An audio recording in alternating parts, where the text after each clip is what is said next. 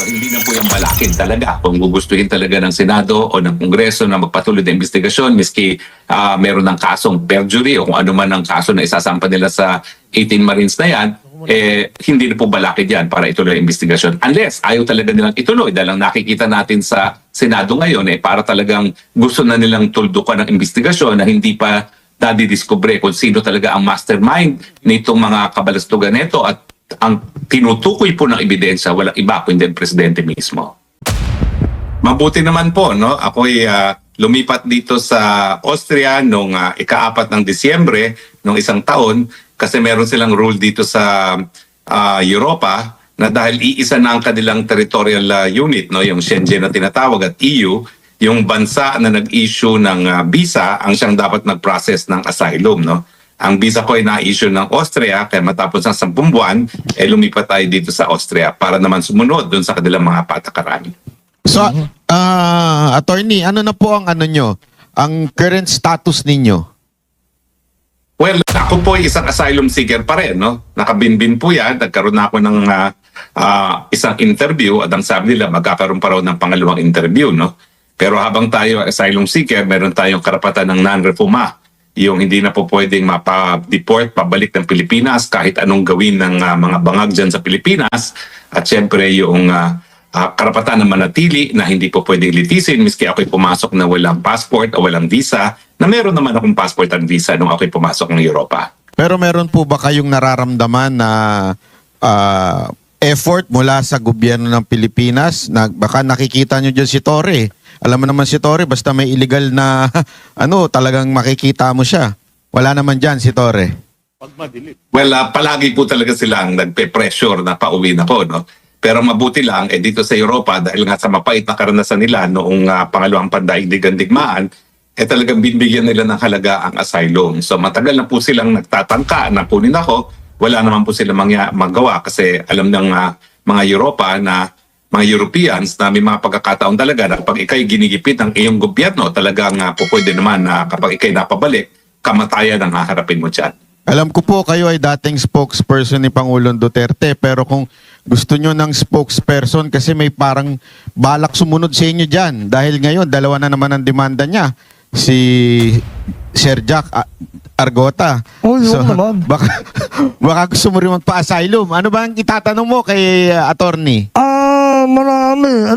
Attorney may seryoso akong tanong sa'yo.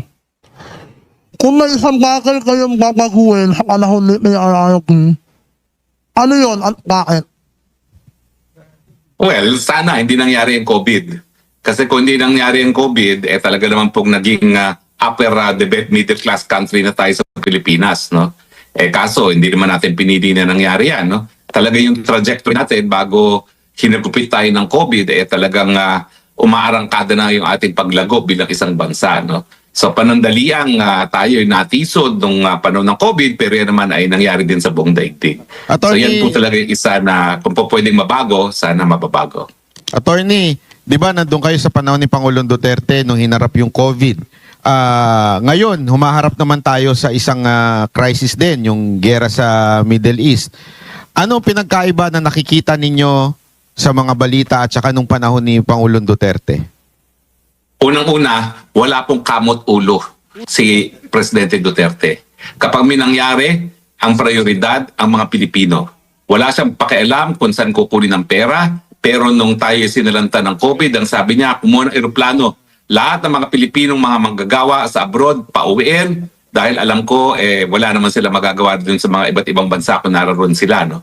So wala po yung saradong airspace, wala po yung saan kukuha ng pera. Ang sabi niya, mark kayo ng pera, ibalik dito ang mga OFW dahil mga OFW, yan ang dahilan kung bakit lumulutang ang ating ekonomiya. No? Napakalaking pagbabago po yan doon sa isang tao na malinaw ang pag-iisip at merong tunay na pagmamahal sa bayan na yan po ay si Rodrigo Roa Duterte at doon sa isang bangag na hindi talaga alam ang gagawin at wala sa tamang pag-iisip. Attorney J. Guevara nga po pala, ano po, total na pag-usapan na yung COVID. Simula ho nung umupo si Pangulong Duterte, ilan po yung utang ng Pilipinas hanggang sa matapos si Pangulong Duterte? Well, hindi ko po alam kung ano yung sumatotal, no? Kasi hindi ko naman memoryado yan. Pero ang sigurado ako, napantayan na ng 4 na taon ng administrasyon ni Marcos ang inutang ni Tatay Digong. Ang pagkakaiba, inutang ni Tatay Digong yon dahil nga sa panahon ng COVID na kinakailangan pauwi ng mga Pilipino at bumili ng mga kung ano-anong mga bagay medikal, no, para nga maisalba yung buhay ng mga Pilipino, no. So nakikita natin na bagamat umutang si Tatay Digong, yung halos sa kaparehong halaga na ay nautang na ng Marcos administration, pero yung inutang ni Tatay Digong napunta sa pangangailangan ng mga sambayan ng Pilipino noong panahon ng COVID. Attorney, Master Judea, no?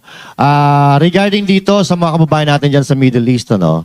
Kung halimbawa, si Pangulong Duterte pa, ang presidente, kasi parang blinded sila ngayon, di alam ang gagawin eh.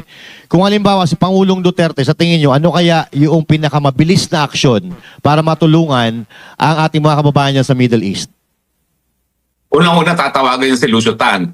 Lucio, kailangan ko yung aeroplano, ibabalik natin ang mga Pilipino natin. Ganun kadali naman yun eh.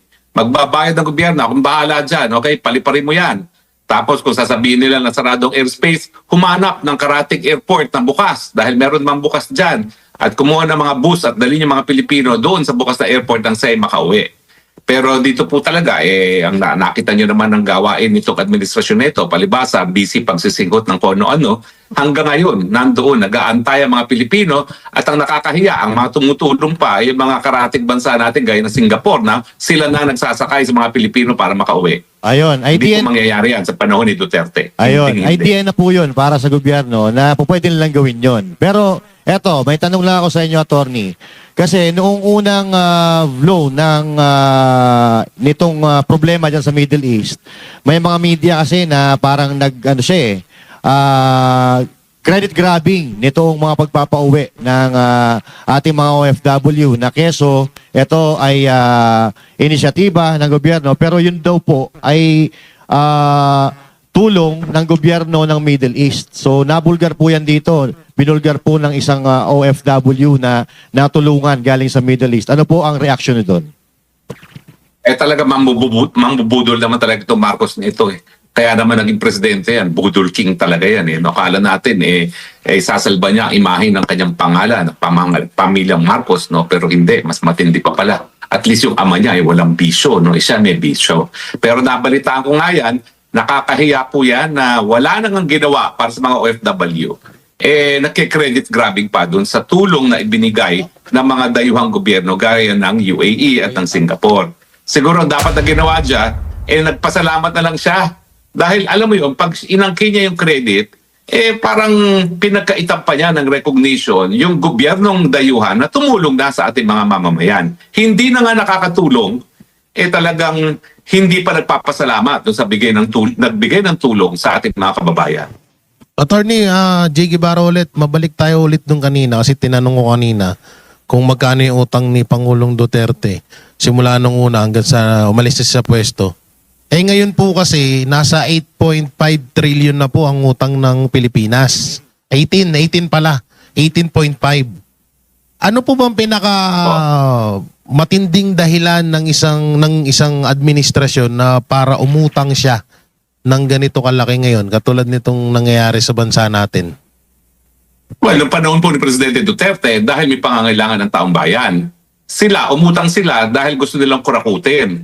Nakita naman natin, no, kung magkano yung na-deliver ng mga Marines doon sa mga congressman, mga senatong, at dyan mismo sa Malacanang. 805 billion ang kanilang i-deliver. Yung sinasabi ni Zaldico, 100 billion ang insertion at nag-deliver siya ng 25 billion dyan mismo sa presidente nating Bangag. Obviously po, umuutang sila para ibulsa nga mga pera na nautang pero tayong mga Pilipino ang magbabayad. Alam niyo po, ginawa rin niya ng ama niya. Kaya siyempre, kung anong puno, yan din ang bunga. Kung naalala nyo, nagpatayo ng nuclear plant yung Marcos Sr., inutang, pinabayad sa mga Pilipino, pero ang komisyon napunta sa kanya at dun sa kanyang crony na si Herminio Dicini. So nauulit lang po ang kasaysayan, ang pangungutang na limpak-limpak na salapi, binubulsa ng mga hinayupak sa gobyerno ngayon. Attorney, si paring RJ po. Sa tingin nyo, Yes, RJ. bakit ayaw ni Bongbong Marcos na tulungan yung mga Pilipino o parang nahihirapan siya na magkusang tulungan yung mga Pilipino? Ayaw niya bang mabawasan? Sa totoo lang, Yung yung oo, sa pera totoo niya? lang, ang tingin ko, wala siya sa lucid interval. Alam mo yung lucid interval, technical term yan, legal term, na wala sa tamang pag-iisip. So sa tingin ko, matindi na yung pagsisingkot niya ng pulburon na hindi na niya nalalaman kung ano nangyayari sa kanyang paligid. He is not in touch with the reality anymore. Wala siya sa lucid moment. Wala siyang lucid interval. Nasa sariling mundo. Kaya habang lahat ng ating mga karatig bansa ay nagkukumahog na iuwi ang kanilang mga kababayan, si Marcos Jr. ang masasabi lang niya, magtago na muna kayo dyan at maging ligtas. Kasi parang ang lumabas nung nakaraan, imbis na tulungan para mapauwi Pilipino, nag-report lang siya sa mga kababayan natin para siyang reporter. Oo nga ewan ko ba, ang reporter pa, buti yung mga reporter dyan, gaya ng mga reporter ng SMNI, hindi binabasa ang report. Siya nagbabasa pa ng teleprompter. Magre-report na nga lang, naka-teleprompter pa. Attorney, may tanong lang ako regarding do sa nabanggit nyo kaninang maleta. Anong take nyo dito sa mga ex-marine na ito? Kayo, abogado kayo, alam nyo kung ang isang tao nagsisinungaling o ano. Dito sa mga sundalo na to, ano po ang take nyo? Well, unang-una, mga sundalo yan. Whether active or hindi, sundalo yan. Yan ay mga tao na inalay na talagang buhay para sa paninilihan sa ating bayan. So bigyan naman natin sila ng respeto, no, na hindi yan magsisinungaling. Pangalawa, yung mga siniwalat naman nila ay kumpleto ng mga ebidensya. May mga larawan, may mga eroplano, alam natin ang serial number ng eroplano, alam natin ang serial number ng mga helicopters, nandiyan ang mga addresses. Lahat yan, pwede talagang ma-verify kung magkakaroon talaga na honest to goodness na kagustuhan na imbestigahan yung kanilang mga paratang. Pero ngayon, nagkakaroon nga ng investigasyon, hindi doon sa katotohanan ng sinabi ng mga Marines na ito, kung hindi, investigasyon para litisin at ipakulong itong mga Marines na ito dahil sila nga ay nagsisiwalat ng katotohanan. Yan ang pong nangyari ngayon sa ating bayan. Yung mga nagsasabi ng katotohanan ang siyang susupilin ang kanilang karapatan para malayang pananalita dahil nais silang pagtakba ng katotohanan na talagang super-duper corrupt na itong gobyerno nito at wala ng karapatan na manatili sa gobyerno. Attorney, regarding naman po dun sa comment na ni Boying Rimulya, ni Ombudsman Boying Rimulya, na meron daw nung nakaraan pa, so nung time pa daw ni Pangulong Duterte, meron ng nahatira na maleta. Ano po masasabi niyo dito? Well, ang sigurado ko, bakit wala ako natanggap? So ako'y nasasaktan ng loob. Bakit hindi ako natakban? Hindi ako nakatanggap ng kahit anong maleta? Ako palaging nakasalang araw-araw na ginawa ng Diyos at akong ginigisa ng media dyan, no? Dahil ako ngayon boses ng Administrasyong Duterte. Siguro siya nakatanggap. So, Boying, pahingi naman dyan, no? Di ba? Huwag mo naman suluhin yan. Nakatanggap ka na pala dati. Lalo mas marami ka natanggap ngayon dahil talagang limpak-limpak ang mga na-deliver dito mga Marines na ito. Pero attorney, would you consider that na relevant yung kung nakatanggap ba ay noong panumpa ni Pangulong Duterte, may nangyayari na o ngayon? Importante ba yun o anong pinapatunayan nun? Lokohan nga po yan eh. Kasi ang dapat natin tinitignan kung totoo nga ba yung sinabi ng mga Marines. At marami naman talagang bagay-bagay na po pwedeng ma-verify. Yung mga addresses, yung mga larawan, yung mga helicopter, mga eroplano. Yan ang dapat tignan.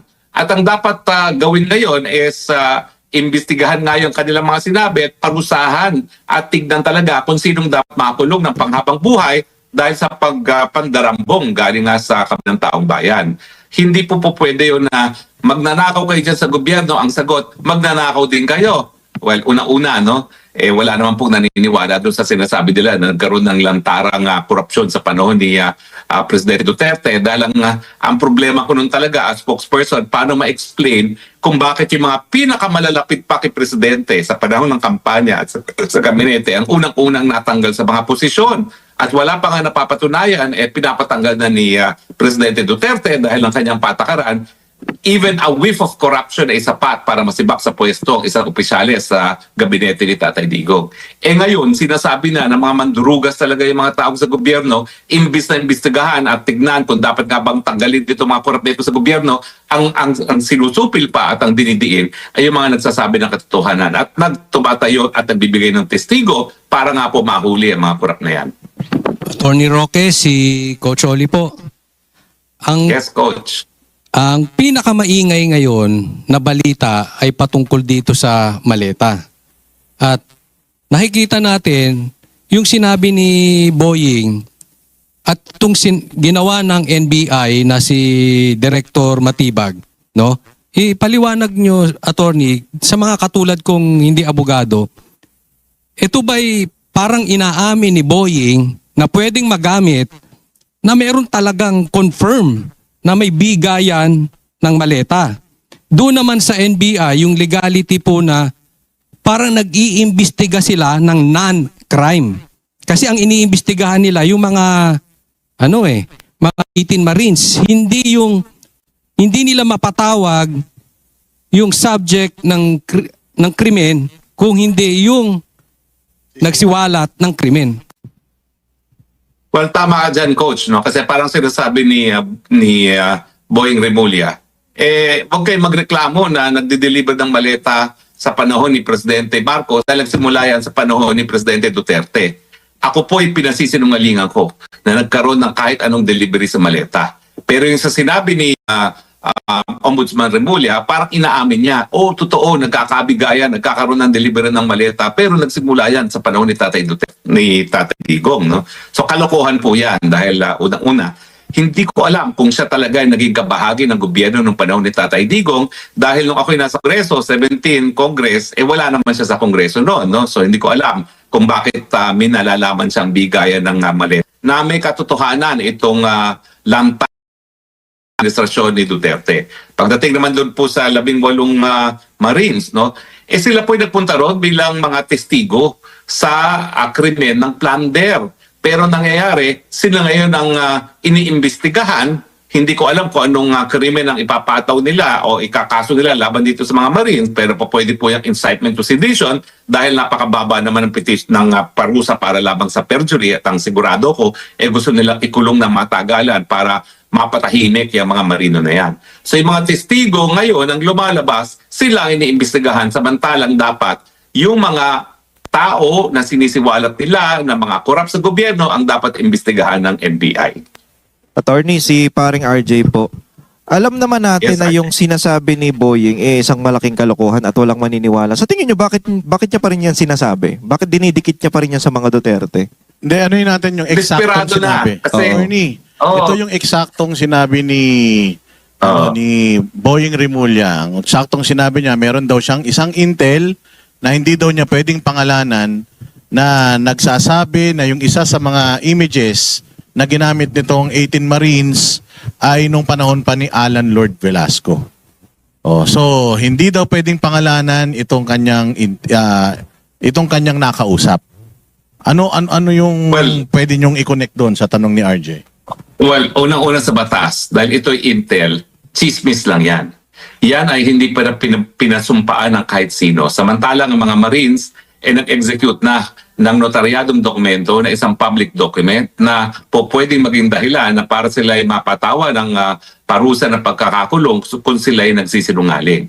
So walang ganyang notaryadong affidavit ang binibigay nitong sinasabi niyang informante.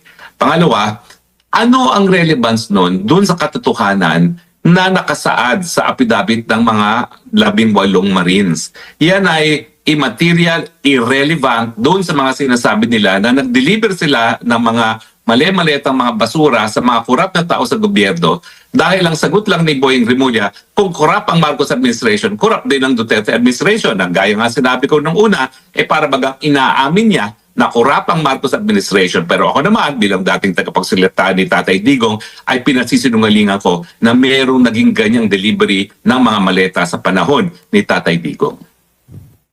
Attorney, sa mga ganyang ginagawa ng isang ombudsman, may kaukulang parusa po ba yan? Kasi ngayon lang po kasi kami nakakita ng isang ombudsman nakatulad ni Boying Remulla. Well, ang ombudsman po ay isang impeachable officer, no? At isa sa basehan ng impeachment ay ang betrayal of public trust. At sa tingin ko, kung ganyan ang kanyang pamamaraan na pag-iimbestiga, po pwede natin matawag yan na pagtataksil sa tiwalang binigay sa kanya dahil ang dapat niya gawin bilang ombudsman talagang siya mag-imbestiga doon sa katotohanan ng sinasabi ng mga Marines. At hindi siya yung magdidismiss dyan na huwag nang paniwalaan yan dahil yan ay puro kasinungalingan lamang. Trabaho po niya yun.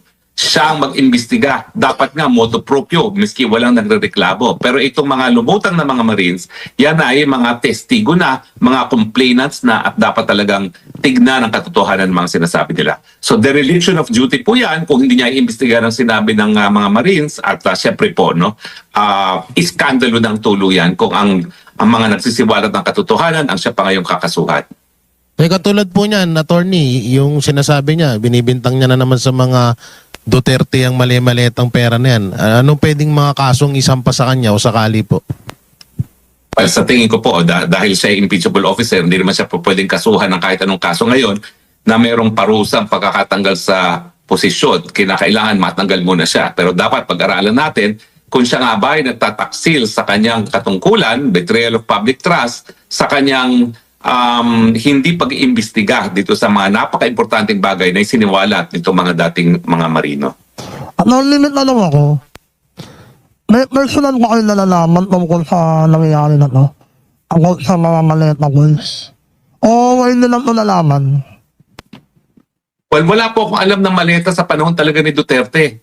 Dahil alam niyo naman, ilang gabineteng miyembro ng gabineteng natanggal. Yung sarili niyang tagapagsalita ng kampanya natanggal dahil lamang sa chismis na korap. So ito, chismis pa lang, tinatanggal na ni Tatay Digong. Ito na, may larawan na, may ebidensya na, wala pa rin ginagawa itong gobyernong ito. Pinagtatakban pa. Kasi nga, ang mga nadeliberan, no less than the President himself, no? At mukhang ang problema talaga natin ay hindi lang sa mga miyembro ng gabinete, hindi lang sa mga matataas na mga opisyalis ng gobyerno, ang problema natin yung Presidente mismo. Pangalawang beses nang nadawit ang Presidente rito, no? Una nga, itong mga Marines na nag-deliver sila doon sa Malacanang. Tapos si Zaldico na nagsabi na siya mismo nag-deliver. At siyempre, meron pang mga yung kamag-anak ni dating E.S. Bersamin na di umano ay pinagbigyan nga, no, ni Zaldico ng pera yung kanilang kubra doon sa 100 billion na insertions na ipinasok ni Presidenteng Bangag noong 2025 budget, no? So lahat yan po ay napakahirap na pasinungalingan na ang sasabihin lang ng ombudsman ay anyway, noong panahon ng Duterte nangyayari rin yan. Hindi po. Dapat yan tignan kung tama ba yung sinasabi ni Zaldico. At sa tingin ko naman, yung mga sinasabi ni Zaldico ay nagtutugma doon sa mga sinasabi ni Gutesa at saka nitong mga Marines. Attorney, anong masasabi nyo naman po doon sa pag-handle po ng NBI doon sa issue na to, yung kanilang pagsubpina dito sa mga ex-Marines? Well, unang-una, yung NBI na yan, kaya yan naging NBI director dahil sinampahan ako ng disbarment case para sa pulboronic video. Yan ay talagang dati, opisyalis ng Marcos, ng Duterte administration na ang bilis nakalimot, no? At sa lalong mabilis na panahon ay talagang sumubok ng sumipsip dito sa Presidenteng Bangag at naging successful nga among others. Ang pinapakita niyang accomplishment sa kanyang resume ay yung pagsampa niya ng disbarment case laban sa akin. So ang taong gusto lang makapwesto dahil gusto niyang makinabang sa pwesto, wala namang mabuting gagawin po yan. Hindi ko nga alam kung anong kanyang kakayahan para maging NBI director, no? Dahil ang mga naging trabaho naman niya has nothing to do with the criminal investigation, no? So sa akin, malungkot po dahil yung NBI naman yan, binuo yan ng batas para magkaroon ng patas na investigasyon sa mga krimen kapag ang mga kapulisan mismo ang gumagawa ng krimen.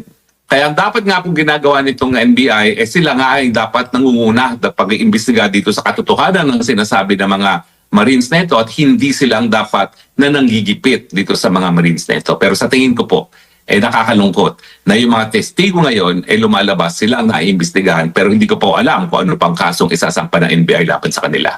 Attorney, si Judea po, no? Ang naratibo lagi ni Claire Castro ay itong si Pangulong Bongbong Marcos ay against talaga sa corruption. Kumbaga, parang gusto matapos ni Pangulong Marcos ang corruption sa Pilipinas. Kung halimbawa, ang nakaupo ngayon ay Duterte administration, bigyan ulit natin ng idea kung paano nila i-handle ang korupsyon. Kung Duterte administration ang nakaupo ngayon, ano sa tingin nyo ang gagawin niya dito sa issue ng mali-malitang pera at issue dito sa sa pagbubulgar ng 18 Marines? Well, una hindi ito mangyayari sa administrasyon ni Tatay Digong. Kasi si Tatay Digong hindi magnanakaw. Hanggang ngayon, bago siya kinidnap, nakatira siya sa Bahay Kalapati. Napakasimple ng pamumuhay, no? At makikita mo na hindi talaga nagpayaman sa kanyang posisyon. So, hindi ito po mangyayari sa panahon ni Tatay Digong. Pero no panahon ni Tatay Digong na na-chismis pa lamang na yung dati niyang tagapagsalita ng eleksyon ay na-involve sa korupsyon, tanggal kaagad. Yung kalihim ng Department of Interior and Local Government na chismis na merong korupsyon, tanggal kaagad. Merong reklamo doon sa naunang Department of Health dahil inkompetente, tanggal kaagad. So, ang Tatay Digong, hindi niya sinasamba ang mga taong na-appoint niya. Kapag hindi talaga sila makagawa ng trabaho at talagang kung sila ay corrupt, tanggal kaagad, sibak kaagad, no questions asked. At siyempre, tuloy-tuloy din ang mga kaso laban sa kanila. Nakalimutan ko pa pala isa, no? Yung isa pang kalihim ng tourism, di ba? Natanggal din yan dahil nga doon sa chismis na meron daw kapabalagan, mga hindi binabayaran mga pinagbibiling mga items sa mga high-end stores, no? So yan pong mga yan, hindi niya sinasanto. Sibak kaagad kapag nagsimula pa lang ang chismis ng kabalastugan. May nakalimutan kayo, Attorney Harry. Yung poverty alleviation, yung tao sa poverty alleviation ng panahon ni PRD. Yung 3 At saka buwan pa lang yung sa ano, yung- posisyon. Yung sargo. Tapos tsaka yung- bumiyahe 7 beses. Oo. Hindi siya poverty alleviation, Di ba? ano siya, urban poor. Urban poor. Urban poor siya. PCUP. Urban poor siya na mahilig mag-business class travel. Tanggal ka agad. Kaya ngayon, kita mo, naghihimatok. At talagang naghihimatok at gusto talagang gumante kay Tatay Digong, no? Okay yun eh. Kapal na mukha no? Hindi yun. Pwede nga po talaga. Sa panahon ni Tatay Digong, kapag makapal ang mukha ng mga taong gobyerno, ginagamitan ni Tatay Digong ng pambura ng mukha. So ang sinasabi ninyo, Attorney Harry, nung panahon ni Pangulong Duterte, sa budget na meron tayo, sa dami ng proyekto, plus COVID pa niyan, hindi ka talaga pwedeng makapagnakaw ng pera dahil allocated lahat ng budget. Tama ba? Tama po. Sa katunayan, kung maalala nyo, nung kauna-unahang budget na naipasa ng naging speaker si Gloria Macapagal Arroyo, di ba binito ni Tatay Digong lahat ng insertions ng mga congressman. Iyak yung mga yan, takbo yan sa akin sa Malacanang at dahil dati nila akong kasama, no, akala nila may magagawa ko. Ang sagot ko lang, naku, pasensya na kayo. Talagang alam naman ni Tatay Digong kung ano mangyayari dyan sa mga insertions nyo at hindi niya pinayagan. Pero anong nangyayari dito ngayon sa budget na ipapasa sa panahon ng Presidenteng Bangag? Miski wala pang ang numero, fill in the blanks, ay ba'y pinipirmahan na niya bilang isang batas. Huwag natin kakalimutan, ha? Si Tatay Digong lamang ang presidente na nagbito ng mga maanumalyang insertions ng mga congressman. Hindi niya pinalusot yan habang siya ay presidente. Pero bagamat naniniwala ang karamihan na hindi talaga corrupt ang mga Duterte at may nababanggit etong si Secretary Boying or Ombudsman Boying Rimulya patungkol sa delivery din daw ng maleta nung panahon ni Pangulong Duterte. Ikaw ba ay sang-ayon na imbestigahan din yon para sa Hindi ko nga- fairness? Oo. Lahat yan dapat imbestigahan. Pero simulan niya, yung meron na nagre-reklamo, tumatayong testigo. Dahil ito mga 18 Marines sa ito, tumataruy ng complainants at testigo. Bakit hindi niya simulan yan? Dahil yan, nag-issue na sila ng sinumpaang salaysay, samantalang kanya, informante pa lang na nagtatago pa. Ito lumantad. Sinugal ang mga buhay dahil alam naman natin na dinagay nila sa alanganin ng kanilang mga buhay dahil sa kanilang mga testimonya, no? Dahil pag sila ay naghumarap pa sa hukuman, pinanindigan ang kanilang sinumpaang salaysay, alam natin na yan ay sa law of evidence ay pagpapatunay sa katunayan ng lahat ng kanilang mga sinasabi at babagsak hindi lang ang mga matataas na opisyalis ng gobyerno, kundi ang pinakamataas ng opisyalis, ang presidente mismo, na tumanggap ng basura sa Malacanang mismo na dinala nito mga Marines. Mag-a-agree po ba kayo sa amin or sa akin, Attorney Harry, na ito si Boying Rimulya persahang inilagay or illegal na inilagay dyan sa posisyon na yan para pagtakpan ang administrasyon pagdating dito sa mga katiwalian na ito? Kasi merong pong kaso na i-file si Attorney Torion at saka si Attorney Jimmy Bondoc dyan sa Supreme Court na pinapasilip nila yung proseso ng pagtatalaga kay dating DOJ Secretary Boying Rimulya dahil napakaraming mga kasong nakabinbin sa kanya and still naging ombudsman siya ng Pilipinas. Well, mukhang tama ang iyong suspetsa na talagang isa sa trabaho at katungkulan ni Boying ay sanggain ang lahat ng binabato sa mga Marcoses. Pero ang balita ko sa aking sariling informante na lahat naman sinasabi ay napapatunayan katotohanan, siyang humingi ng posisyon na yan at pangako niya, ipakukulong niya si Inday Sara Duterte, hindi niya hahayaang makatakbo sa 2028 elections. Nako. So, ito naman, Judea po ulit, spokes, no? Ano po ang masasabi nyo dito na mas pinapaniwalaan pa nila si Madriaga kumpara dito sa 18 na sundalo? Well, alam niyo po yung Madriaga, talagang desperation na yan. Kasi alam nila na talagang kahit sinong kandidatong ilaban nila kay Inday Sara, kahit anong dayang gawin nila, mananalo pa rin dahil wala talagang lumalapit kay Inday Sara sa mga survey. Ako po may personal na kaalaman dyan. Ako yung tumayong private prosecutor, kaya po nakakulong yan si Madriaga. Kinuha po akong abogado shortly after kinidnap yung dalawang Filipino-Chinese at the early stage, no, miski wala pang kaso at hindi pa nagbabayad ng ransom, alam na ng mga magulang dahil sa iPhone na dinala yung kanilang mga anak sa isang shop ng sasakyan na pag-aari niyang Ramil Madriaga na yan, no?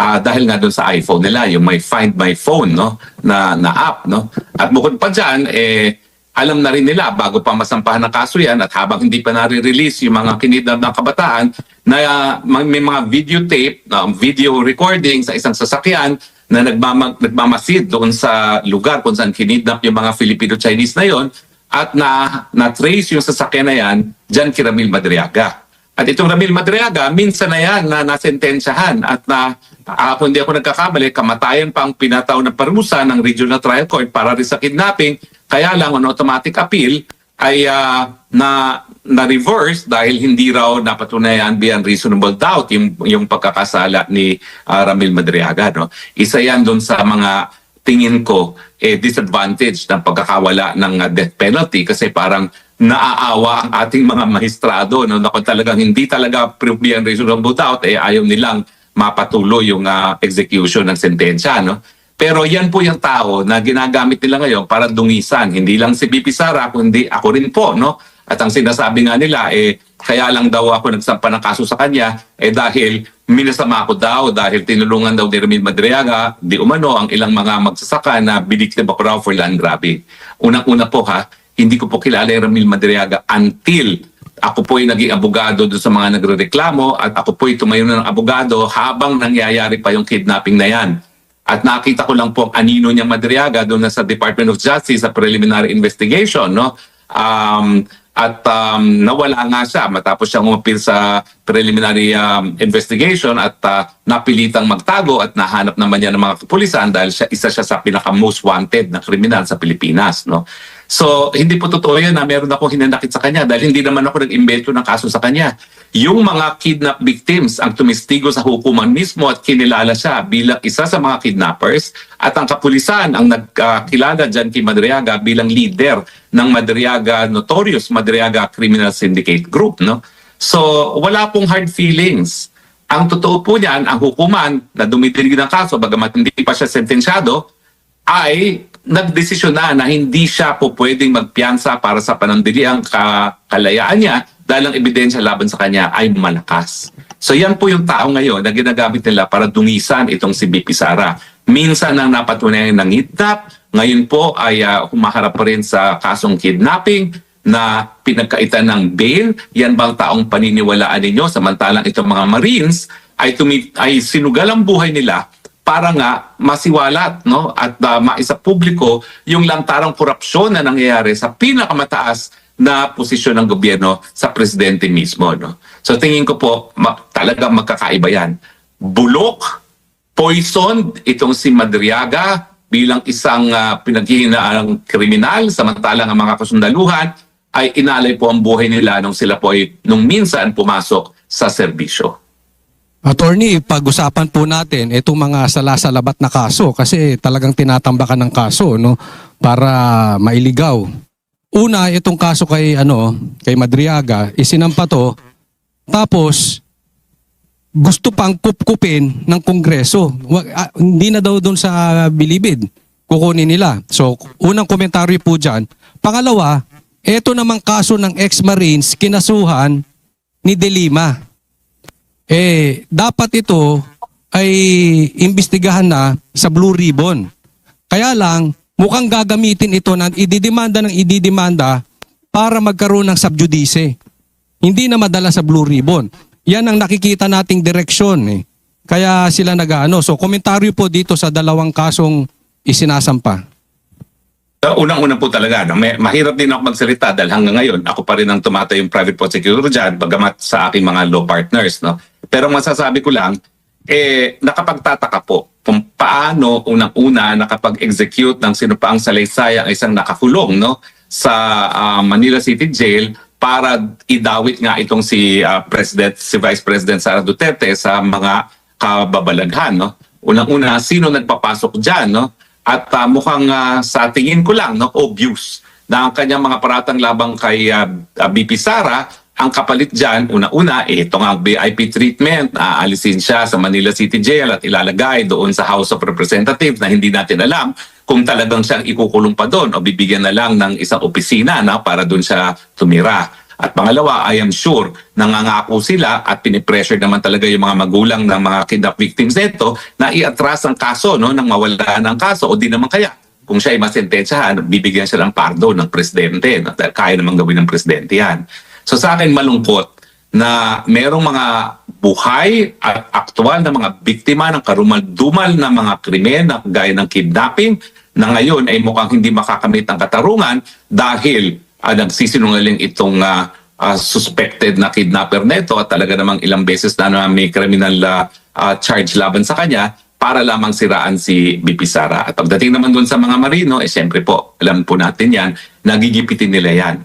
Una-una ang gusto nila, hindi na lumantad yung iba pang may mga alam na personal na kaalaman sa pagde-deliver ng mga basura dahil alam ko meron pang 12 na dapat testigo ngayon natatakot na dahil nakita nila kung ano nangyari doon sa 18 na ginigipit nga.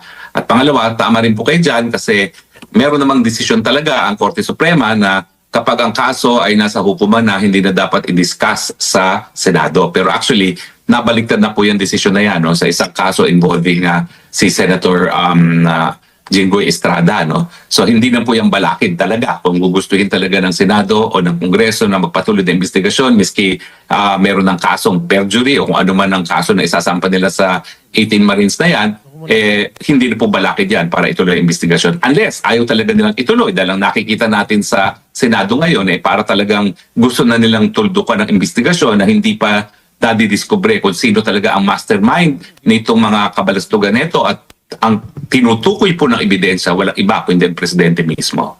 So sa madaling salita, magandang balita yan dahil hindi na nila magagamit. Pwede nang imbestigahan ng Blue Ribbon ito. At sa tingin ninyo, dapat bang iuna na to sa Blue Ribbon? Well, alam nyo, jurisprudence says po pwede na. Ang problema natin, yung Blue Ribbon ayaw mag-imbestiga. At mula nang napalitan si Senator Marcoleta, nakita naman natin na parang ang gusto pa ng Blue Ribbon, itago ang katotohanan sa taong bayan. At marami talagang nagkaroon ng disgusto sa asta nitong si Senator Lacson na dati-rati hinahangaan dahil talagang siya naman yung nangunguna sa pagsisiwalat ng mga kabalustugan pagdating sa national budget at pagdating sa pork barrel. So marami at isa na ako doon na nagtatanong, bakit kaya nagbago ngayon ang paninindigan ni Senator Ping at mukhang siya pa ngayon ang naging hadlang para isiwalat ng katotohanan na ang mastermind talaga dito sa flood control scam ay walang iba kundi ang presidente ng Pilipinas. Bilang part ng prosecution team dito sa kaso ni Madriaga, meron po kayong communication sa mga pamilya na nabiktima niya. Ano sa tingin ninyo yung mararamdaman ng mga ito na katulad ng sinabi nyo kanina, binibigyan pa ng VIP treatment or nais bigyan ng VIP treatment ng kamara itong si Madriaga? Well, unang-una nalulungkot po sila kasi nagiging mailap ang katarungan dahil alam nila na nagsisilbing instrumento ngayon itong si Madriaga para sirain ang kaisa-isang katunggali initong Marcos administration, no, na si BP Sara. Pangalawa, nababahala din. Dahil nung minsan na silang nabiktima ng Madriaga, alam mo kasi ang relasyon nila kay Madriaga, dating security provider yan, ang nangyari bantay sa lakay. Siyempre, nag-aabala sila dahil kung dati walang presidente na nasa likod dito si Madriaga, abay, mas matinding krimen ang pwedeng gawin nito, mas matinding resback ang pwedeng gawin sa mga pamilya nito, ngayong kampante siya na ang presidente mismo ng Pilipinas ay nasa likod niya. At pangatlo, nalulungkot din dahil talagang mailap ng magkaroon ng katarungan dito sa bayan natin habang naririyan ang Marcos administration. Attorney, ano pong masasabi nyo na sa mga komento ng ibang mga netizen na itong palabas kay Madriaga ay nangyari na rin dati? Parang parehas daw nung nangyari kay Kerwin Espinosa na from kulungan, ginawang witness laban kay Pangulong Duterte. So ganito din ngayon. Kay ganito rin kay Madriaga ngayon. Galing kulungan, tapos ginagawang witness ngayon at may special treatment pa nga daw sa kanya. Ano pong masasabi niyo doon, attorney? Hindi lang kay Kerwin Espinosa yan, pati yung kay Matubato, pati yung mga tumatayong testigo ngayon sa ICC na nabanggit ng abogado ni Tatay Digong sa confirmation of trial. Halos lahat ng tumestigo laban kay Tatay Digong ay self-confessed mamamatay tao na nagtetestigo lamang kapalit ng pangako na hindi sila mapaparusahan sa kanilang mga nagawang mga kasalanan. Hindi dapat tinatanggap ang mga testimonya ng ganyang mga testigo. Attorney Judeo Pulit, no? Ano po ang masasabi ninyo dito sa takbo ng mga investigasyon dyan sa Blue Ribbon Committee? Pagka ganito po ba, awayan ng awayan, may mangyayari po ba dito? Tingin ko ang intensyon ng Blue Ribbon Committee wala talagang hindi talaga magkaroon ng honest to goodness investigation dahil mayroong mga pinagtatakban. Dahil kung hindi naman wala talagang pinagtatakban, meron namang sapat na mga ebidensya, lalong-lalo na itong mga 18 Marines para ipatawag yung mga nabanggit ng mga tao at saka ipatawag ang record dun sa mga addresses at saka mga serial numbers sa aeroplano at helicopter, malaman kung sino talaga ang mga nagmamayari dyan. Una-una, bakit hindi nila ipatawag yung pamangkin ni Bersamin, no? At hindi nila gisahin muli yung staff ni Senator Angara, no, na naging malaki rin ang papel na ginagapan dito sa flood control scam na ito, no? So marami talaga mga testigo na hindi man lang naiimbita para magbigay testimonya dyan sa Blue Ribbon Committee. Kaya nga po, ang tingin ng marami, hindi interesado ang Blue Ribbon Committee sa pamumuno ni Ping Lacson sa katotohanan. Ang gusto lang nila isalba itong administrasyon nito. Attorney, si paring RJ po. Sa nangyayari po kasi, yung umiikot na tinuturo, yung papunta na po talaga dyan kay Romualdez at kay Bongbong Marcos. Anong sa tingin nyo? Talagang nililigtas lang nito ni Ping Lacson itong dalawang to, kaya talagang parang nililiko niya ng nililiko yung mga issue? Malinaw po sa akin, yan ang intention ngayon ni Ping Lacson. At hindi ko po alam kung may kinalaman ito doon sa pagiging Senate President at saka Speaker Pro Tempore niya at ni Senate President Soto. Pero alam naman natin na malaki impluwensya talaga ng Presidente sa pagtatalaga ng ganyang mga opisyales, Senate President, Senate Pro Tempore, House Speaker. No? So sa tingin ko po, ang nagigisa rito sa pangyayaring moro-moro ay ang sambayan ng Pilipino. Attorney, naniniwala ba kayo doon sa sinabi ni Ping Lacson na mas pogi siya kay Marcoleta? Sa akin po, magiging pogi siya muli kung talagang isiwalat niya ang katotohanan at patawag yung mga dapat ipatawag at buksan ang lahat ng mga ebidensya na inaalay na ng mga marito. Natanong ko po kasi yan, Maging pinaka-pogi siya sa buong bayan kapag ginawa niya yon. Natanong ko po yan kasi, attorney, dahil nabanggit niya, wag daw mag-exaggerate. Diba? Meron daw mga maletang nadideliver, parang ang inamin niya na na meron talaga, wag lang i-exaggerate kasi imbis na maayos yung investigasyon, lalong mapapasama. Parang sa tingin ko siyang nag-exaggerate doon sa mas pogi. But anyway, anong komentaryo niyo dyan sa sinabing nag-exaggerate itong mga 18 Marines? Kaya dapat mag-imbestiga nang malaman ng katotohanan. Paano siya magkakaroon ng conclusion na exaggeration yan? Hindi pa nga siya nag-iimbestiga. Gawin niya ang trabaho niya, imbestigahan niya dahil siya naman ay bubuhay niya, ay naging pulis, naging investigador din. So nang malaman kung nagsasabi ng totoo o hindi. Pero ang hindi katanggap-tanggap ay yung ibasura yung mga testimonya nila na hindi man lang tinitignan at hindi inimbestigahan ng Committee on Blue Ribbon. Attorney, no? Dito sa nangyayari sa ating bayan, napakagulo, na parang yung gobyerno ba natin, wala na nagagawa para sa mga Pilipino, kundi parang pagsangga na lang dito sa mga binabato sa kanilang issue. Pagka ganito ba, nang magtuloy-tuloy yung 2 taon pa na natitira ni Pangulong Bongbong Marcos, ano po kaya ang ma-achieve pa nila dito? O meron pa bang ma-achieve? O magpapatuloy na lang ito sa pagsangga ng mga issue na ibinabato sa kanila? Well, tingin ko po, yung mga nangyayari sa mundo ngayon, itong gitnang silangan, ang kinakailangan natin ay isang presidente na nasa tamang pag-iisip at mayroong kakayahan kung hindi tayo isalba sa sakuna, magbigay man lang ng pag-asa na lilipas din ito na hindi natin nakikita dito sa presidente ito. Kung magpapatuloy po ang status quo, sa tingin ko po, wala na tayong maaabutan sa 2028. Baka mapulbos na ang buong bayan at mukhang wala na tayong pag-asa na makabangon sa lahat ng mga paghamon na hinaharap natin ngayon na nadagdagan pa dahil dito sa gulo ng gitnang silangan. Lilit na naman ako. Wala po tayo ibang paraan para matanggal sa election. Wala po ibang paraan. Ay, legal po ang people power.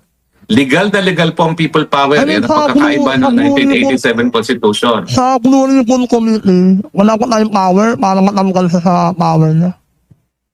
Yan po ay desisyon ng mga senador dahil yan ay botohan ng mga senador. No? At ang nakapagtataka nga po ano ang ginagawa ng Malacanang kung bakit hindi pa natatanggal itong leadership ng Senado nito. Ngayon alam naman natin na talagang kinasusuklaman na ng taong bayan ngayon ng Senado. Dati naasahan natin na ang Senado isang institusyon na hindi po pwedeng ma-under ng isang presidente. No? Pero ngayon nakikita natin na parang nagkakaroon na ng sabwata ng Marcos administration at ang mga opisyalis ng Senado dahilan kung ba't nga ako nagtataka kung bakit yung ibang mga senador ay pumapayag na mangyari ito. Hindi po yan kabahagi ng tradisyon ng Senado at hindi po yan ang dahilan kung bakit nagkaroon pa nga tayo ng Senado. Kung ganyan din naman po mangyayari na sunod-sunuran din sila sa presidente, dapat sana nag-unicameral na rin tayo. Kaya lang, ginawa nga natin bicameral dahil alam natin na ang mga senador, dahil ang kanilang mandato nanggaling sa taong bayan at large, ay po pwedeng manindigan laban sa isang mapang-abusong presidente na hindi po nangyayari ngayon. Hindi kaya, attorney, hindi or parang hindi kumikilos ang mga senador diyan sa pagiging ganyan ni Ping Lacson, baka natatakot silang madamay or pag-initan ng administrasyon. Kasi kagaya nyo, ikaw po, Attorney Harry Roque, isa ka sa mga kinakamuhian ng administrasyong Marcos. So baka ayaw nilang mangyari sa kanila yung nangyayari ngayon sa inyo. Hindi mo kasi po pwedeng ihiwalay yung issue rin ng pagtatanggal sa posisyon kay VP Sara. Lahat ng ginagawa ng administrasyon ngayon para takutin din ang mga senador na pag hindi kayo bumoto para tanggalin si Inday Sara, yung mga kasalanan ninyo na alam naman namin kung ano yung mga yan dahil lahat naman sila ay kumita sa infrastrukturang mga proyekto, no? Ay malalantad. Kaya ngayon, hawag nila sa leeg si Chis Escudero, si Jingo Estrada, si Joel Villanueva, dahil anytime po pwede na silang masampahan ng non-bailable cases at anytime po pwede na rin nilang ipa-aresto si Bongo at saka si Bato de la Rosa. So nag-aantay lang sila ng pagkakataon kung kailang kinakailangan na talagang mabuwag ang numerong 9 sa Senado para ganun mapatanggal na sa pwesto si Inday Sara Duterte, no? So hindi mo po pwedeng tignan itong issue ng investigasyon sa korupsyon doon sa mas malawakang picture na ninanais talaga ng mga Marcoses na manatili panghabang buhay sa posisyon at masira ang mga Duterte bilang mga katunggali sa politika. Hindi kaya, attorney, na itong mga ibang senador na to kaya ayaw ding talagang kumilos laban dito kay Senator Ping Lacson? Hindi kaya nakatanggap din sila ng mali-maletang pera? May kumalat Ang na text sigurado po messages ako. Attorney Harry, may kumalat na text Oo. messages na nakatanggap daw yung mga kandidato ng alyansa. Oo, may Ay, oo. nakatanggap daw sila In ng fact, campaign oo, funds. meron pong testimonya, kundi nanggaling to kay Zaldi, may testimonya na talagang napakalaki ang binigay na pondo ng administrasyon galing dito sa flood scam, galing sa agricultural smuggling, galing sa confidential funds, no? Para doon sa mga kandidato ng administrasyon itong huling eleksyon, no? So meron po yan, kasama po yan sa naging testimonya ni Zaldico, kung hindi ako nagkakamali, no? So meron na po nagsabi na ganyan nga. Pero ang katotohanan, alam nyo, ang pinagmulan lahat ng ating problema ay yung pagtanggap ng taong bayan sa tinatawag na SOP. Yung dati-rate ay 10% sa kalye, 5% sa building, na sa tingin ng lahat ay SOP, no? Na mali. Dahil ni piso, dapat hindi sila tumatanggap.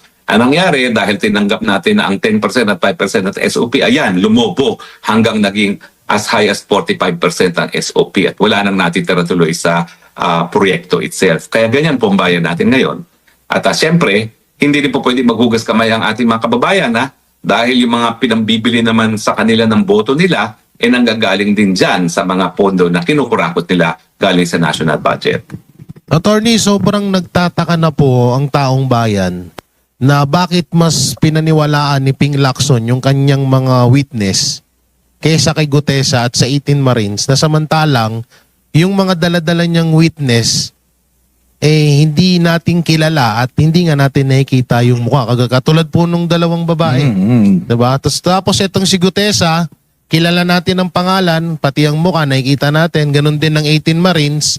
Pero bakit mas parang pinapaniwalaan ni Ping Lacson etong dalawang babae na hindi natin kilala?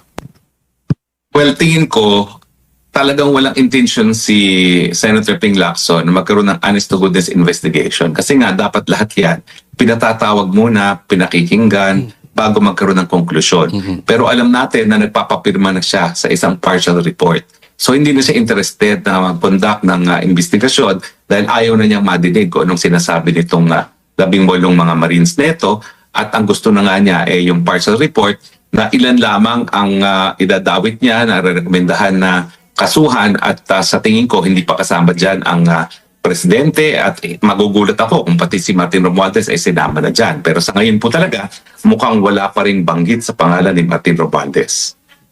Attorney, eto na daw, ipapatawag na daw itong 18 Marines, sabi ni Ping Lacson. Pero pirmahan daw muna yung committee report. Partial committee report. Partial. Nakapagtataka Attorney Harry, Oo. yung partial committee report, bakit pa kailangang pirmahan yon? Hindi ba dapat pagka committee report, dapat final na? Bakit may partial? Yung nga Yun nga nakapagtataka Oo, bakit siya nagpupumilit magkaroon ng partial committee report? Hindi pa tapos ang investigasyon. Tapusin muna niya at magbigay siya ng actual report. Hindi po pwede ang papitsi-pitsi na partial report, no? Ibig sabihin niya, may mga bagay-bagay na ayaw na niyang buksan. Samantalang, paano mo masasabi yan na hindi na dapat buksan yan? Hindi pa nga tapos ang investigasyon. Sir Judea. Regarding pa rin dito, attorney, no, sa mga nangyari kaguluhan sa atin. At isa po minsan nagpapagulo ay yung mga media at ang social media. At alam ko minsan nabibiktima ka rin yan ng mga fake news, ano? At may sinasabi nga itong mga makikisig natin na Marines na mayroong mga media outlet na nakakatanggap din daw ng maleta. So ano ang maipapayo nyo sa ating mga kababayan para hindi sila mapaniwala nitong mga kasinungalingan ng media at itong mga bayaran sa social media? Tsaka follow up na rin, baka alam ni attorney kung sinong media ito Oo. na tumatanggap ng maleta. Well, alam niyo po, unang-una, hindi po ako nagtataka na marami sa media at sa social media ay nakakatanggap din ng malita.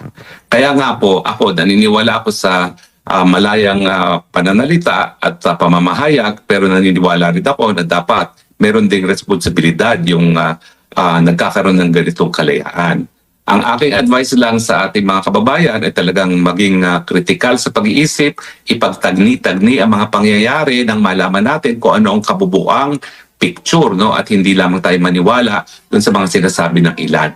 Pero nagagalak naman po ako, no, kung pag-aaralan niyo po ang social media ngayon, mukhang talo pa ng social media ngayon ang mainstream media, no. Number one, may nakita po akong pag-aaral na nagpapatunay na ang reach ng social media, ang reach ng banateros, di Banat Bay, mas matindi pa sa reach ng mga mainstream media. No? So, may dahilan naman po yan. Siyempre, nasusuya na yung taong bayan sa mga kasinungalingan ng mainstream media, kaya nagpupunta na sila sa social media. Kaya nga hinihimo ko yung mga kasama ko sa social media, kung hindi naging responsable yung mga nasa mainstream media, dapat mas matinding ating pagiging responsable, pagtanggi sa mga tentasyon ng mga mali-malitang pera dahil tayo na lang po ang inaasahan ng taong bayan. Tuluyan na po talagang nawalan ng tiwala ang mga kababayan natin sa mainstream media. Attorney, kasi kaya naman din magandang social media, di ba? Nabanggit niyo yung pangalan ko kasi may idol akong isang abogado eh. Yung pinapanood ko araw-araw, yung Spokes Heart. Hindi pa. Grabe yung pagka Hindi pinanood po. mo talaga, marami kang matututunan dito kay Attorney Harry. Wala akong biro Hindi po. Sa dami, Okay, alam maraming nyo, marami salamat. pong matalinong ng abogado. Marami naman yan, masasabi natin. Except si Auntie Clara. Yes. Maraming matalinong abogado, pero iba mag-explain si Attorney Harry. Talagang maiintindihan mo kahit magpipisball, magta-tricycle, maiintindihan mo pag si Attorney Harry ang nagpaliwanag. Kaya maraming salamat dyan. Maraming salamat din po, no, pero ibabalik ko po ang puri sa inyo, no, lalo na sa iyo Banat Bay at sa mga banateros. Sa mga pag-aaral na nakikita ko po, mas pinagkakatiwalaan na kayo ngayon di hamak na mas maraming segment ng ating populasyon kesa sa mainstream media. So pagpatuloy lang po natin dahil inaasahan na tayo ng ating mga kababayan para sa tunay na mga pangyayari sa katotohanan. Napanood ko nga Attorney Harry, yung interview mo kamakailan lang sa isang, I think Russian media yata yun. O napakaganda Opo. nung pagpapaliwanag ninyo at paghihimay-himay ninyo ng mga issues na nangyayari dito sa Bayang Pilipinas. Do you think it's... At kung mapapansin niyo po pagdating doon sa coverage ng trial ni Tatay Digong, ang mainstream media, walang ibang punto de vista na linabas kung hindi dapat ikulong si Tatay Digong. Kaya naman, nasuya na yung taong bayan at isang pag-aaral ngayon, pati yung mga Gen Zers na dati-rate ay hindi naman sumusuporta kay Tatay Digong, siguro dahil nga sa napaka one-sided coverage ng mainstream media. Ngayon, karamihan ngayon sa mga Gen Zers ay sumusuporta na kay Tatay Digong at naniniwala na dapat siyang palayain dyan sa dahig. Ayun. So, attorney, sa inyong karanasan, kulang pa ba ang batas natin sa Pilipinas para maiwasan or kahit pa paano matakot sila dito sa pangungurap na ginagawa nila? At ang pangalawang tanong, may pag-asa pa ba ang Pilipinas para mawakasan ang korupsyon? At matulad tayo sa ibang bansa na nakakaangat-angat tulad halimbawa ng Singapore. Well, sa tingin ko po sapat-sapat ang batas natin. Ang kinakailangan talaga isang presidente magpapatupad ng batas dahil yan naman talaga ang trabaho ng presidente. At sa tingin ko, meron pa rin pong paghasa dahil ilang tulog na lang at sana po hindi na tayo kinakailangan mag-antay na 2028. Nandyan naman po si Inday Sara Duterte na ipatutupad ang batas lalong-lalo na laban sa korupsyon. So wag po tayo mawalan ng pag-asa at tayo nga po ay umasa na mangyayari ito na mas maaga at hindi na tayo mag-aantay sa 2028. Attorney, Lord, deliver us from evil. Pwede ba ho, ipatukan nyo na sa mga bulate? pero Attorney, tanong lang, sinong gusto mong Vice President? Ni Well, ako yung BP? nagsalita kasi ang gusto ko, si Senator Marcoleta maging Senate President. Ayaw mo si Kasi Amy? talagang kinakailangan natin na sa susunod na administrasyon, si Senator Marcoleta ang talagang Senate President para siya talaga magbabantay doon sa mga kung sino man ang mamumuno.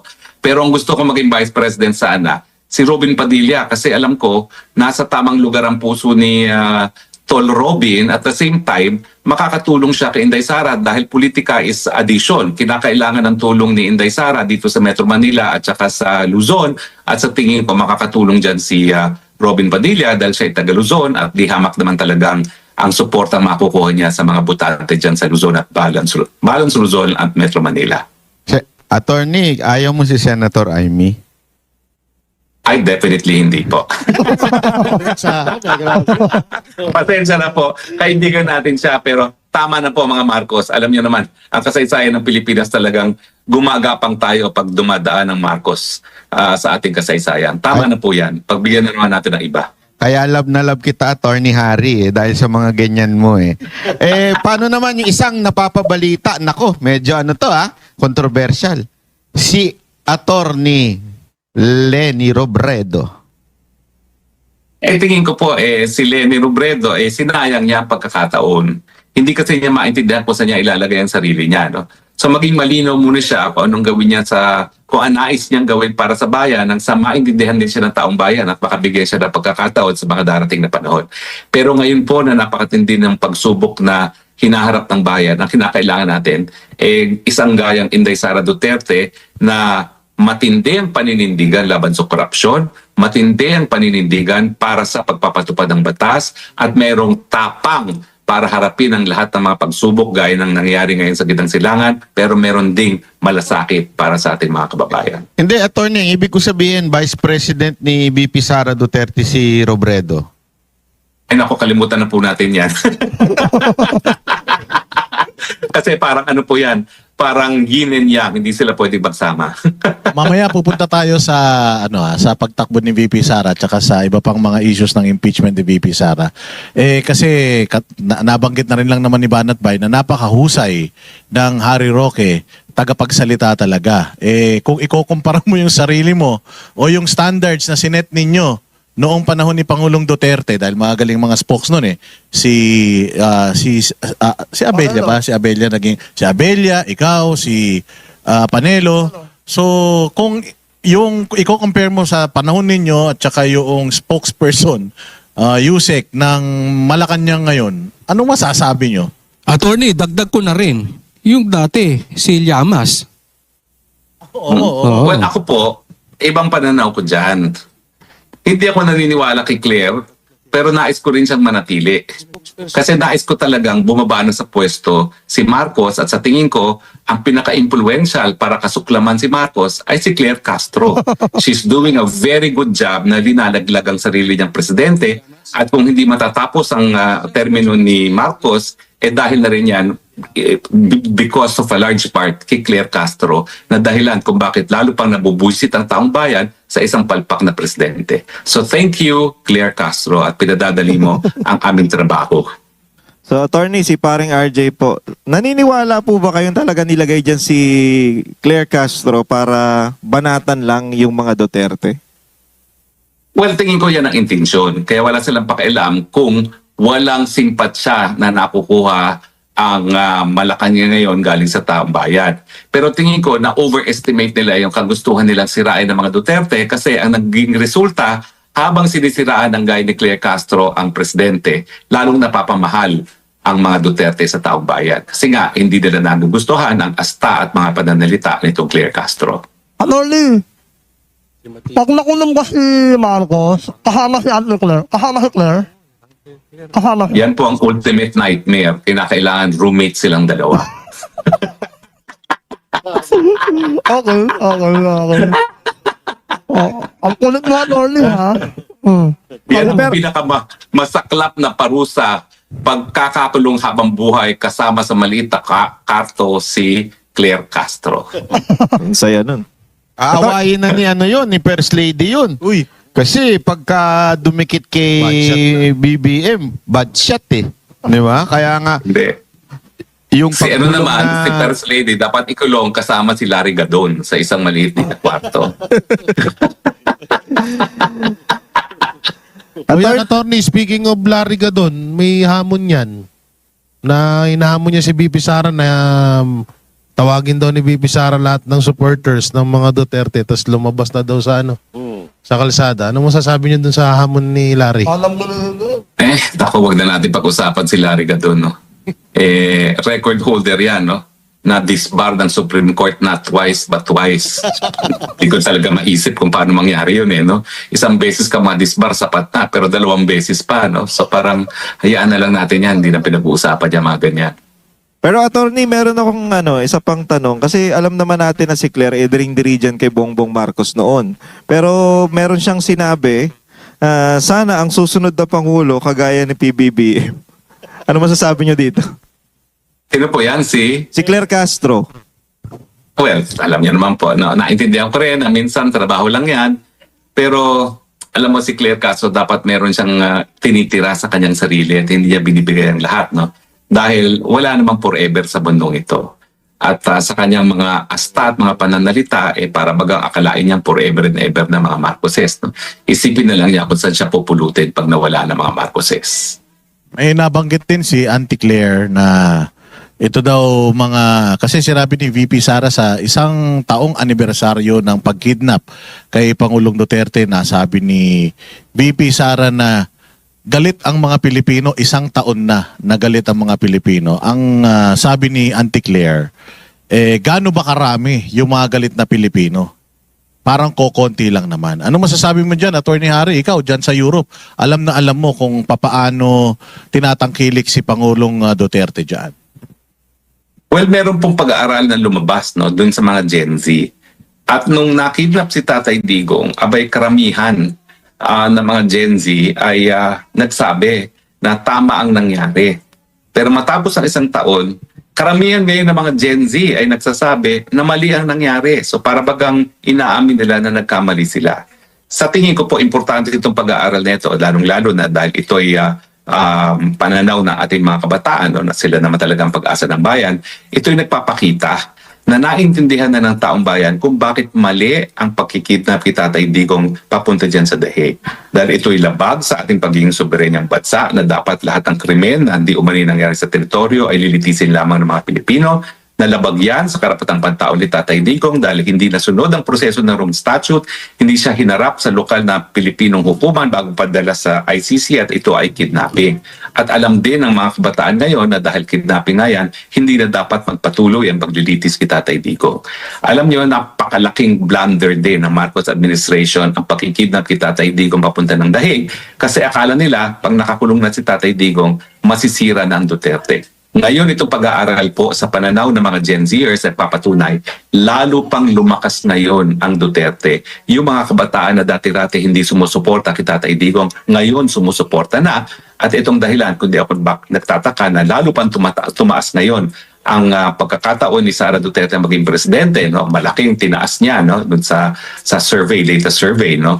Na nagpapakita na imbis na masira ang mga Duterte sa ginawa nila kay Tatay Digong, lalo pang namulat ang mata ng ating mga kababayan kung bakit dapat tapusin na ang mga Marcos sa ating kasaysayan. Okay. So sa tingin nyo po, Attorney, no, maliban po doon sa mga accomplishments ng Duterte administration na naramdaman ng mga Pilipino at nakita ng mga Pilipino, sa tingin nyo po ba malaking factor yon? Kasi ngayon parang wala tayong maramdaman, naririnig lang natin eh.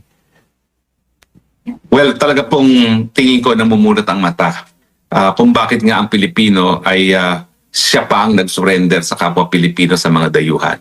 At namumulat na rin ang mga mata na habang tayo nagkakaroon na ng mga pagsubok sa kitang salangan, yung problema natin sa patuloy na pagtaas ng presyo ng bilihin, yung kawalan ng trabaho, kababaan ng sweldo, kinakailangan natin at least ang presidente nasa tamang pag-iisip para at least meron tayong pag-asa na merong namang mga solusyon na mabibigay ang gobyerno. Pero ngayon po talaga, walang pag-asa ang Pilipino dahil alam nila in the first place, wala sa tamang pag-iisip yung presidente.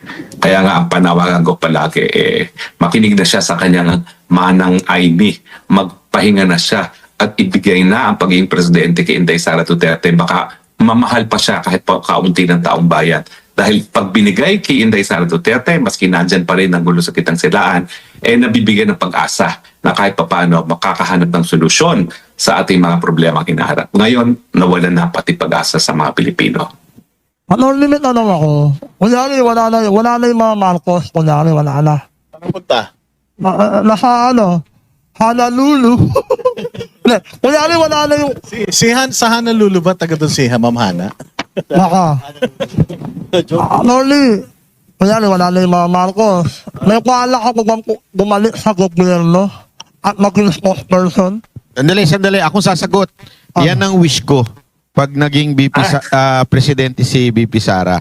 Kasi alam mo, perfect ito si si Attorney Oo. Harry. Kaya mambara, pero yung pagbabara niya hindi yung pambabastos na katulad ni oo. Yung iba naman medyo gentleman masyado. Kailangan din natin ng pumipitik katulad ni Attorney Harry. Yun. Sana talaga Attorney. Salamat po sa tiwala, no? Pero ako po, dahil ako'y nawalay na sa aking pamilya, sa mga mahal sa buhay na 1 taon at kalahati, nais ko lang po bumalik sa ating inang bayan. Nais ko pong mamuhay muna ng matahimik kasama ang aking pamilya, mahal sa buhay. At nais ko rin pong magtrabaho dahil alam niyo naman po, 1 taon at kalahati na akong walang kita. No? At hindi ko po kaya sigurong sustentuhan ng aking pamilya matapos itong napakatagal na panahon na hindi ako nakapaghahanap buhay kung hindi ako babalik sa pribadong sektor. So ang aking ninanais lang po, isang tahimik na buhay muna bilang isang pribadong individual, mamuhay dun sa aking tahanan, magdilig-dilig dun sa aking tahanan at maghanap buhay ng kahit paano po magkaroon na din ng konting ipon dahil hindi naman po tayo ganun kabatanan. No? Magsisisenta na rin po tayo itong taon neto at kinakailangan na rin maghanda para sa retirement. So yun lang po aking hinahangad, isang tahimik na buhay bilang isang pribadong individual. Attorney, isang madalas itanong sa amin, kunwari namimit kami sa labas, laging tinatanong sa amin, may pag-asa bang makauwi si Pangulong Duterte? Hindi namin alam ang maisasagot